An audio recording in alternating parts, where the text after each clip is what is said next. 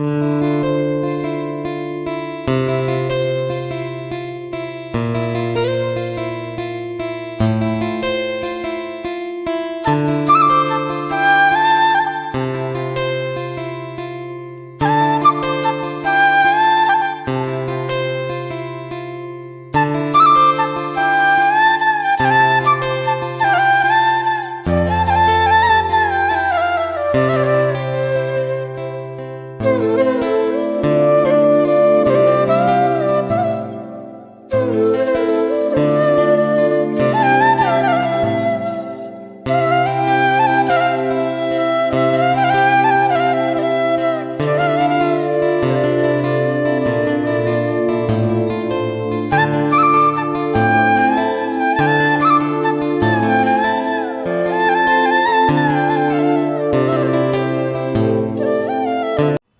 Friends, welcome to செல்வியின் சமையல். இன்றைக்கி வந்து பார்த்திங்கன்னா என்கிட்ட இருக்கிற இந்த ஜுவல்லரி செட்டு தான் இப்போது உங்கள்கிட்ட காட்டலான்னு சொல்லிட்டு இப்போ நான் எடுத்து வச்சுருக்கேன். இந்த ஜுவல்லரி எல்லாம் வந்து பார்த்திங்கனாக்கா இப்போ நான் கொஞ்சம் ரீசெண்டாக இப்போ நாங்கள் வாங்கியிருந்தோம். ரொம்ப அழகாக இருக்குது. இது எல்லாமே வந்து நான் பார்த்தீங்கன்னா சிப்பட்டில் தான் இப்போ பெங்களூரில் வாங்கினோம். ரொம்ப டிசைனும் பார்த்திங்கனாலும் சரி, அந்த கழுத்தில் போட்டாலும் சரி ரொம்ப அழகாக இருக்குது. இது மாதிரி ஒரு க்ரீன் செட்டு வந்து எனக்கு வாங்கியிருந்தேன். இன்னொரு செட்டு வந்து பார்த்திங்கனாக்கா கொஞ்சம் நெக்லஸ் மாதிரி ஒரு மெரூன் கலரில் இப்போ பக்கத்தில் வச்சுருக்கிறது மாதிரி வாங்கியிருந்தேன். அது எங்கள் பொண்ணு போட்டுக்கிட்டா. இந்த காது தோடுமே பாருங்களேன் என்ன அழகாக இருக்குதுன்னு. இது மாதிரி வந்து பார்த்திங்கனாக்கா நம்ம வளையல் அது மாதிரி வந்து பார்த்திங்கனாக்கா கைக்கு போடுற அந்த வளையல்லாம் பார்த்திங்கன்னா ரொம்ப அழகாக இருந்தது. இது எல்லாமே இப்போ நம்ம புடவைக்கு மேய்ச்சா இப்போ எப்போயாவது போட்டுக்கலாம். இப்போ கோல்டுனா நம்ம ஒரே கோல்டே தான் இப்போ நம்ம எல்லாமே போட வேண்டியதாக இருக்குது. ஆனால் இப்போ ரொம்ப நிறைய பேர் பார்த்திங்கன்னா இந்தமாரி செட்டும் இப்போது கோல்டை விட இப்போ இந்தமாரி செட்டு தான் இப்போ நிறைய போட ஆரம்பிச்சிட்டாங்க. இந்த நெக்லஸும் பாருங்கள் எவ்வளவு அழகாக இருக்குதுன்னு. இது வந்து பார்த்திங்கனாக்கா ஒரு குந்தன் செட்டு மாதிரி இருக்குது பார்க்குறதுக்கு.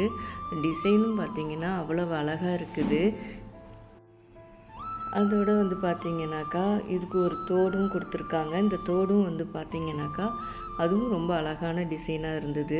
இந்த டிசைன் வந்து எங்கள் பொண்ணுக்கு ரொம்ப பிடிச்சிருக்குதுன்னா சரின்னு சொல்லிவிட்டு நாங்கள் அவளுக்கு கொஞ்சம் தேவைப்பட்டது, அதனால் சரின்ட்டு வாங்கலான்ட்டு போனோம்.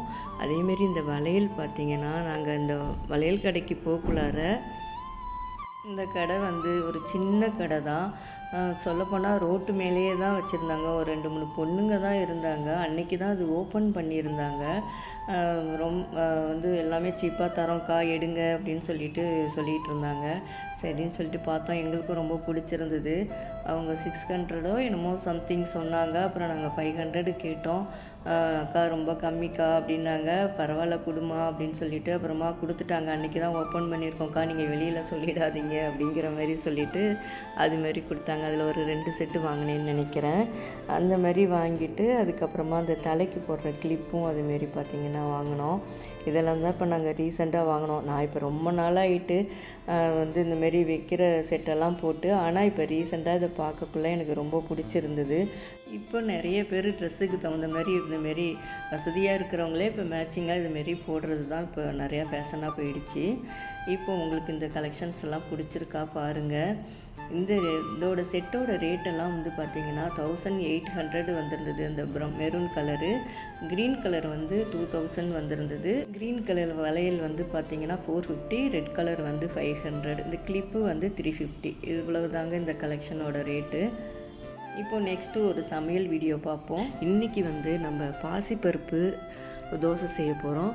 இப்போ அதுக்கு வந்து பார்த்திங்கன்னா நீங்கள் ஒரு டம்ளர் எடுத்துக்கிட்டாலும் சரி, வேறு எந்த பாத்திரம் எடுத்துக்கிட்டாலும் சரி, 1 டம்ளர் பாசிப்பருப்புனா ஒரு 1/4 டம்ளர் வந்து பச்சரிசி போட்டுக்குங்க. இதுக்கு தேவையான அளவுக்கு காஞ்ச மிளகாய் உங்களுக்கு காரம் உங்களுக்கு எவ்வளவு தேவையோ அதுக்கு தகுந்த மாரி அந்த காஞ்ச மிளகாய் போட்டுக்குங்க. அதுக்கப்புறம் ஒரு தக்காளி, ஒரு 10 சின்ன வெங்காயம், கொஞ்சம் ஜீரகம், இது எல்லாத்தையுமே வந்து நீங்கள் எடுத்து வச்சுக்கோங்க. இது வந்து பார்த்திங்கன்னா ஒரு 1 ஹவர் ஊறினாலே போதும்.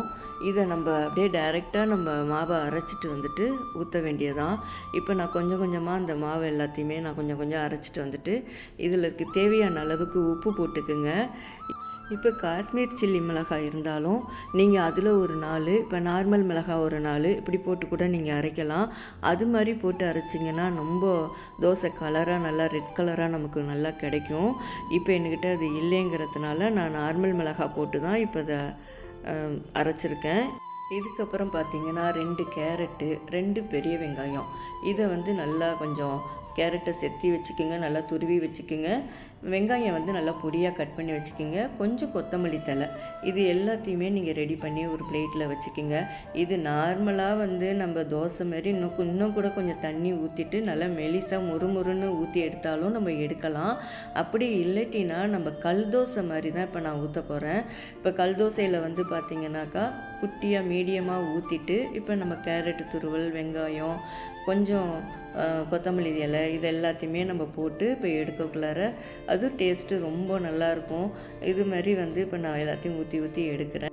இப்போ மாவு பார்த்திங்கன்னா எப்பயுமே நம்மள்ட்ட இருக்காது, ஒரு நேரம் நமக்கு இல்லாமல் இருக்கும். அந்த சமயத்தில் பார்த்திங்கன்னா இது இன்ஸ்டண்ட்டாக இப்போ நம்ம டக்குன்னு கொஞ்சம் காலையிலேயே ஊற வச்சு நீங்கள் கிரைண்டரில் வேணாலும் அரைச்சிக்கலாம். இல்லை மிக்ஸி ஜாரில் கம்மியாக இருந்தோம்னா 2 பேர் 3 பேர் இருந்தாலும் இப்போ நீங்கள் மிக்சிலே போட்டு கூட இப்போ நீங்கள் இதை மாரி அரைச்சிக்கலாம். இப்போ தோசையை ஒன்று ஒன்றா இப்போ நம்ம ஊற்றி எடுத்துடலாம். இப்போ நீங்கள் வீடியோவை பாருங்கள்.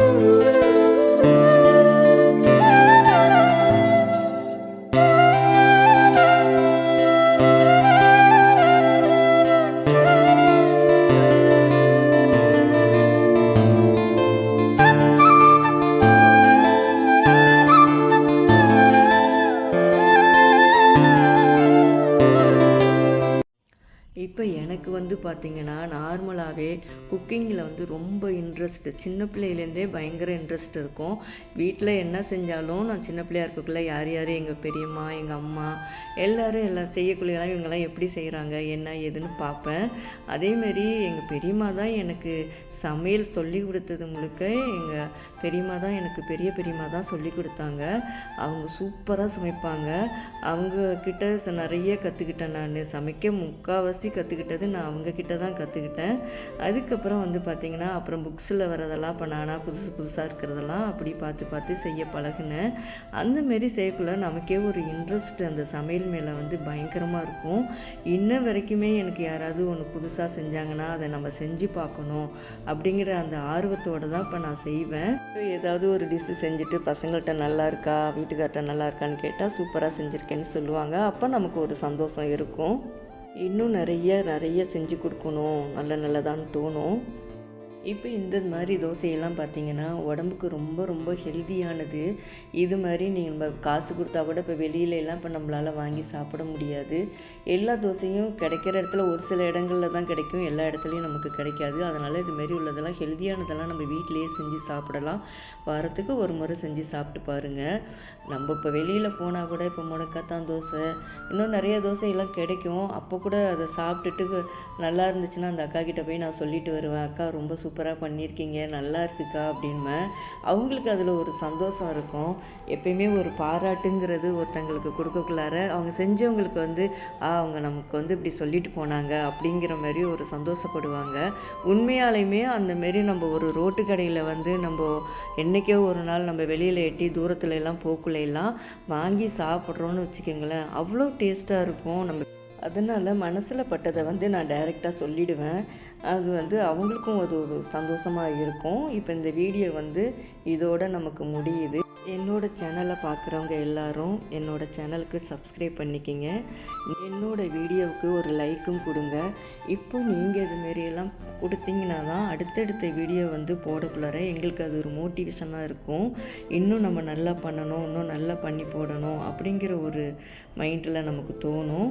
இப்போ நீங்கள் கொடுக்குற ஒவ்வொரு லைக்கும் எனக்கு நிறையா ஆடியன்ஸ்கிட்ட கொண்டு வீடியோவை சேர்க்கும். நீங்கள் சப்ஸ்கிரைப் பண்ணலைன்னா கூட ஒரு லைக்கை வந்து தட்டி விடுங்க. நம்ம அடுத்த வீடியோவில் பார்க்கலாம். நன்றி, வணக்கம்.